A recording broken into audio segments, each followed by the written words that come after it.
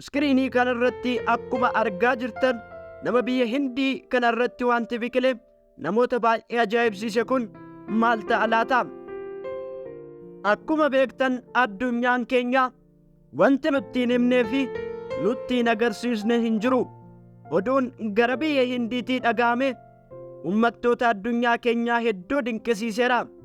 Mee mataan dhala namaa maal biqilchuu danda'a jedhee osoon isin gaafadhee gaaffii kana yeroo dhageessan rifattaniittu ta'uu ni danda'a. Mataan dhala namaa rifeensa qofa osoo hin taane waan biraas biqilchuu danda'a nuun jedha. Oduun gara biyya Hindiitii torbee kana dhaga'ame. Haa ta'u garuu wanti mataan dhala namaa biqilche jedhame kun maaloodha? Iskiriinii kanarratti akkuma argaa jirtan nama biyya Hindii kanarratti wanti biqile namoota baay'ee ajaa'ibsiise kun maal ta'a laata? Chaanaalii koo kana sabskiraayib gochuun mallattoo bilbilaa tuquun guyyaa guyyaatti viidiyoowwan ajaa'ibsiisaa fi dubbii ijoo ta'an yommuu yuutuubii irratti fe'amu jalqaba akka isin bira ga'u gochuu ni dandeessu. Gara sagantaa koo har'aatti darba na waliin haa daawwannu. Galmeen dinqisiisoo addunyaa yeroodhaa gara yerootti wantoota namoonni ofirratti biqilchan xiinxaluudhaan sadarkaa tokkoffaa lammaffaa jechuun yommuu maqaa namootaa tartiibessu arginus galmee kanarratti kan galmeesse dura irraayyuu jalqabanii kan beekaman kan akka rifeensaa, qeensaa, hirina isaaniitiin safareeti. Inni har'aa kun garuu addadha. Sababni isaas dhalli namaa rifeensaa fi qeensa qofa osoo hin taane nyaata nyaatus ofirratti biqilchuu ni danda'a kan jedhu ragaa waliin gara biyya Hindiitii dhaga'ameera. Namichi biyya Hindii maqaan isaa akka beekamu hin barbaanne kun wanta ta'e kana akkanatti ibsa. Mataa isaa irratti ruuzii biqilchuun soorata sooratu lafa qonnaarraa osoo hin taane mataa kiyya irra godhadheera nuun jedha. Ruuzii kana erga sammuu isaa irratti biqilchee booddee ruuziin kun sa'aatiitti bishaan barbaadee fi ergaa dabarsuu barbaade hundayyuu akka hubatu kan ibse namichi dubbii ijoo ta'e kun sammuun mallattoo jireenyaati jechuun maaloo waanan isiniin jedhu kana shaakalaatii bu'aa isaa sammuu keessan irraa waan argitaniin ni hubattu jechuun namootni sammuu isaan irratti ruuzii akka biqilchan ni jajjabeessa. Jajjabeessuu isaa yoo dhiifneyyuu gochi kun ofumaayyuu ajaa'ibsiisaa fi dinqiin akkasii inuma jira waan nama jechisiisudha. Kanaafuu sammuu isaa irratti ruuzii biqilchuun bulchitoota bakka keessa jiraatuu fi naannoo ishee ta'etti dubbii ijoo ta'uu isaa irraan kan ka'e gaaffii kana gaafatan gaazexeessitoonni gaaffii gaafatameef gaazexeessitoota fuuldura taa'ee odeeffannoo guutuu kenneera. Ruuziin kun kan gurguramu jechuunis namootni baay'een ruuzii kana akkan isaanitti gurguran gaafataniiru. Inni garuu ruuzii mataa isaa irratti biqilche kana gonkumaa akka gabaadhaaf hin dhiyeessine yeroo itti himu isaan garuu miira sodaatiin guutamanii akka ilaalan ni ibsa.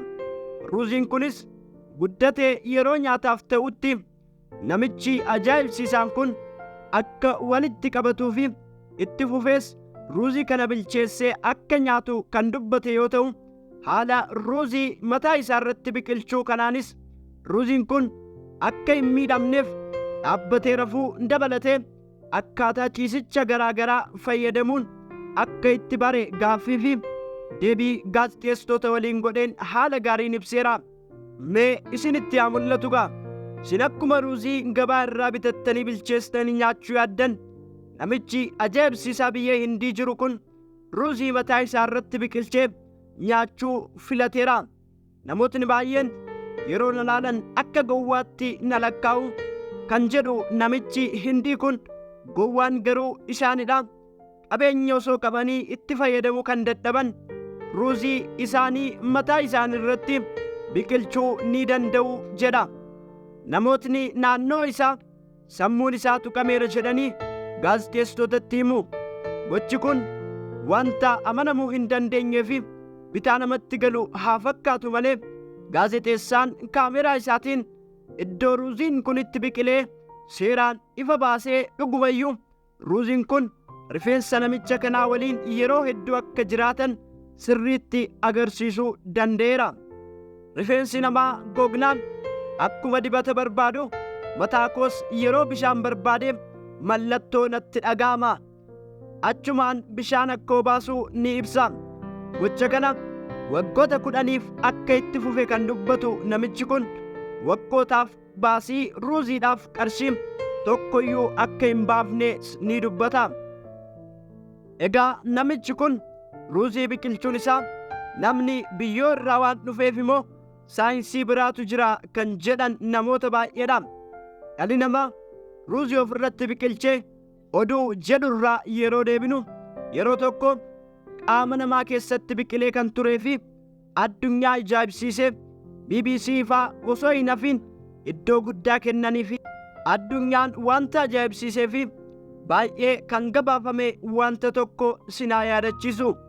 Namichi sun Roones Veenderaa kan jedhamu nama umriin adeeme lammii Ameerikaa yoo ta'u itti deddeebi'ee kan rakkisuu fi hanga of wallaalchisuutti kuffisuuttis kan ga'e qufaa tokko qaba ture. Yeroo kanattis gara mana yaalaa deemee qorannoo yeroo taasifamuuf saambaan isaa gar tokkoon hojiin ala ta'uu isaa kan beekan doktoroonni sababa ta'uu kan danda'u kaanserii ta'uu akka danda'u shakkanii wantoota xixiqqoo somba isaa irraa fuudhanii qorannoof qopheessanii. Garuu kan ta'ee fi kan argatan wanta biraa fi wanta bitaa namatti galu ture. Somba isaa keessatti kaanserii wanti jedhamu tokko illee hin argamne.